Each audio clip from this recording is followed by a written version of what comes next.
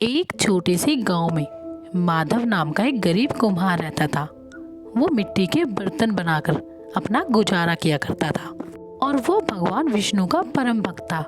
एक बार गांव में भीषण सूखा पड़ा, मिट्टी सूख गई और माधव के पास बर्तन बनाने के लिए पानी तक नहीं बचा। अब उसकी स्थिति इतनी खराब हो गई कि घर में दाने दाने के लाले पड़ गए। लेकिन फिर भी माधव ने हार नहीं मानी। उसने सूखी मिट्टी को ही प्रणाम किया और कहा, प्रभु, ये मिट्टी भी आपकी है और मैं भी। अगर आपकी इच्छा है कि मैं भूखा रहूं तो मुझे वो ही स्वीकार है।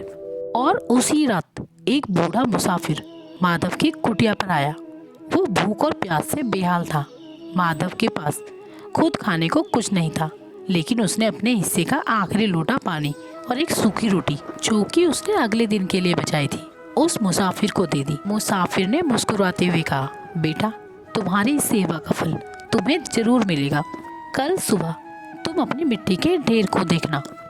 और अगले दिन सच में जब माधव सोकर उठा तो उसने देखा कि उसकी कुटिया के बाहर जो मिट्टी का ढेर सूखा पड़ा था वो शुद्ध सोने की मिट्टी में बदल गया था। और बस यही नहीं, उसके आंगन के सूखे कुएं में शीतल जल भराया था। अब माधव समझ गया कि वो मुसाफिर कोई साधारण व्यक्ति नहीं, बल्कि स्वयं भगवान थे, जो कि उसकी परीक्षा लेने आए थे। गांव वाले इसे देखकर हैरान रह गए और वहाँ के लोग अब समझ गए कि जब इंसान निस्वार्थ भाव से दूसरों की मदद करता है तो ईश्वर स्वयं चमत्कार बनकर उसके जीवन के सारे दुख हर लेते हैं।